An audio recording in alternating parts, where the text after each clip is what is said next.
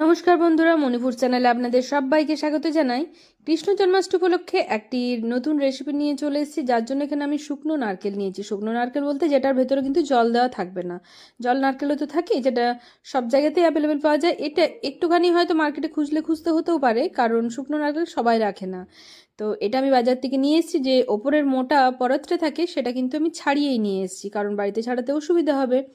তো এটা কিন্তু ওপরেরটা নরম, আর এটা আমি কিন্তু কুড়ে নেব না, এটা কাদ্দুকাশ করে নেব। এই জন্য এটাকে একটু ছোট পিস করে নিয়েছি, হাফেরও হাফ দুটো পিস করে সেটাকে আমি লম্বা লম্বা করে গ্রেড করে নিচ্ছি।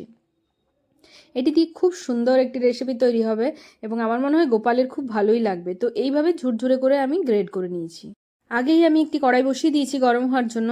কড়াইটি গরম হয়ে যাওয়ার পর আমি এখানে বড় চামচে 2 থেকে 2.5 চামচের মতন আমি দেশি ঘি ব্যবহার করছি।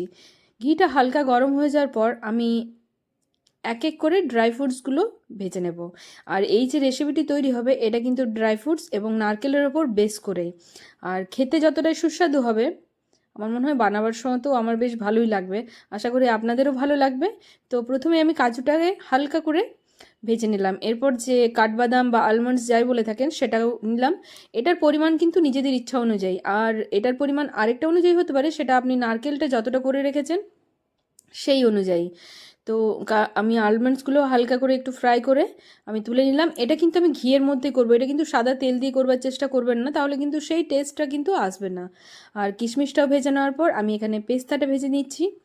সব কিছু আপনারা কিন্তু বিভিন্ন রকম ড্রাই ফ্রুটস যেটা আপনাদের দিতে ইচ্ছে যাবে সেটাই কিন্তু দিয়ে বানাতে পারেন, যতটা খরচা করতে পারেন আর কি, কোনো অসুবিধা নেই, এবং খেতে কিন্তু ততটাই সুন্দর হবে। ওটাকেও ভেজে তুলে নিলাম। এরপর আমি এখানে খেজুর দিয়েছি। তো খেজুরটাকেও হালকা একটু রোস্ট করে নিলাম। হালকা রোস্ট করলে এটা হয়ে যাবে, খুব একটা রোস্ট করার প্রয়োজন নেই। এটাকেও আমি তুলে নিচ্ছি। এবার যেটা দিচ্ছি সেটা দিলাম মাখানি। এগুলোর কিন্তু পরিমাণ আমি খুব একটা করছি না, এগুলো আমি যতটা পরিমাণ মোটামুটি দেওয়া যেতে পারে। তো এগুলো তো খেতে কোনো অসুবিধা নেই এবং শরীরের পক্ষে হেলথের পক্ষেও খুবই উপকারী। তো এখানে মাখানিগুলো আমি হালকা করে ফ্রাই করে ঘিয়ের মধ্যে তুলে নিচ্ছি। যেহেতু এখানে কড়াইতে আমার ঘিটা শেষ হয়ে গেছে, তাই অল্প একটু ঘি দিয়ে এবার সেটাও গরম হয়ে যাওয়ার পর আমি কিছু মগজ নিয়েছি। মগজটাকেও কিন্তু হালকা করে ভেজে নেব। এটা তোলার সময় অসুবিধা হবে, তার কারণেই কিন্তু আমি ঘিটা এখানে কম করে দিয়েছিলাম। এটাকেও হালকা লালচে করে ভেজে নিয়ে এটাকেও তুলে নিচ্ছি।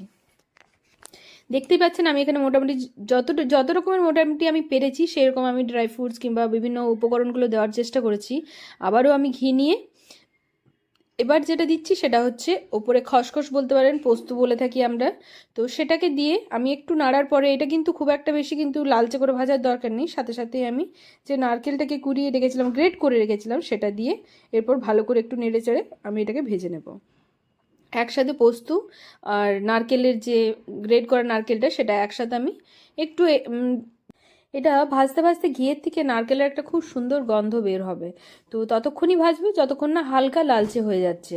খুব বেশি ভাজারও কিন্তু প্রয়োজন নেই। এটা দেখুন ভাজাটা ভালোই হয়ে গেছে। এবার এটাকে আমি তুলে নিচ্ছি, পুরোটা একটা প্লেটের মধ্যে আমি ট্রান্সফার করে নিচ্ছি। এটা ভাজা হয়ে গেছে সুন্দরভাবে, কিন্তু কোনোটাই এই নারকেলটার একটাই ব্যাপার, যেটাতে কিন্তু জল বের হবে না। দেখুন একদম শুকনো ঝুরঝুরে টাইপের।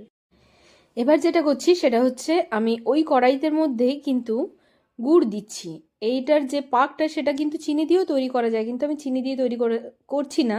এটা আমি আগেও বানিয়েছি, তাই আপনাদের সাথে রেসিপিটা আমি শেয়ার করলাম। চিনি দিয়ে বানিয়েছিলাম, আবার গুড় দিয়েও বানিয়েছি, কিন্তু আমার চিনি এবং গুড়ের মধ্যে গুড়ের টেস্টটাই ভালো লেগেছিলো এবং পাকটাও কিন্তু খুব সুন্দর হয়েছিল। তো তার জন্য আমি এখানে আমার যতটা মোটামুটি উপকরণ আছে সেই অনুযায়ী আমি 450 থেকে 450 মতন আমি এখানে আখের গুড় দিয়েছি। সেটাকে খুব ভালো করে ফুটিয়ে নিয়েছি। ফোটানোর পর আমি এরপর যে সব উপকরণগুলো আছে সেগুলো আমি এক এক করে দিয়ে দেবো। ও আমি বলা হয়নি, আমি যে ড্রাই ফ্রুটসগুলো দিয়ে ভেজে রেখেছিলাম সেগুলো কিন্তু ঠান্ডা হয়ে যাওয়ার পর আমি গ্রেড করে নেব। আর ওটা গ্রেড নয়, আমি কিন্তু মিক্সিতে গ্রাইন্ড করে নেব।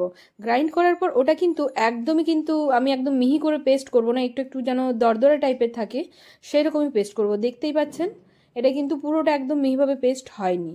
তো সমস্ত উপকরণগুলো দিয়ে এবার আমি খুব ভালো করে এটাকে মিক্স করে নেব। গুড়ের সাথে এটার মানে যে টেস্ট এবং মিক্সচারটা কিন্তু খুবই সুন্দর হয়, পাকটাও কিন্তু খুব সুন্দর হয়। তাই অবশ্যই একবার গুড় দিয়ে কিন্তু বানিয়ে দেখতেই পারেন। চিনি দিয়েও হয় ভালো, কিন্তু আমার মনে হয় গুড়েরটা বেস্ট। তো এটাকে খুব ভালো করে আমি নেড়েচেড়ে মিক্স করে নিয়েছি।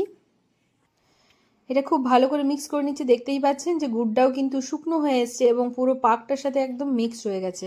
এবার ওপর থেকে আরও একটু আমি যে মানে গ্রাইন্ড করা ছিল সেগুলো আরেকটু দিয়ে দিলাম।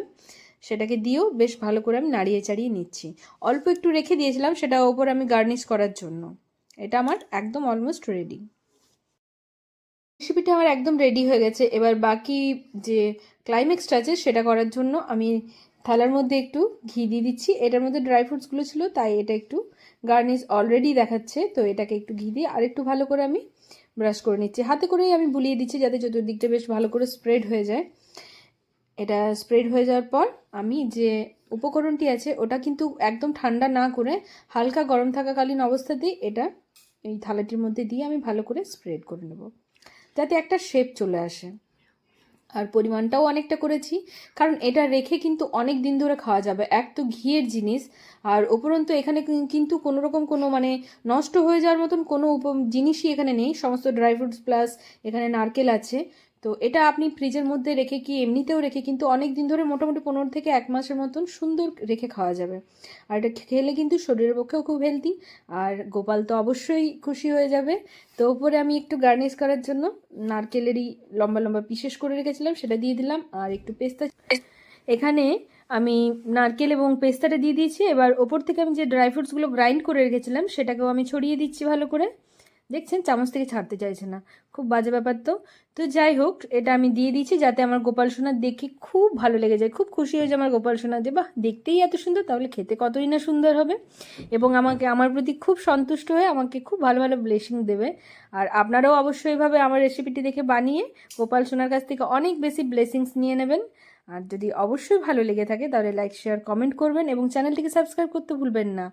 আর নতুন নতুন রেসিপি নিয়ে আবার হাজির হব। Thank you.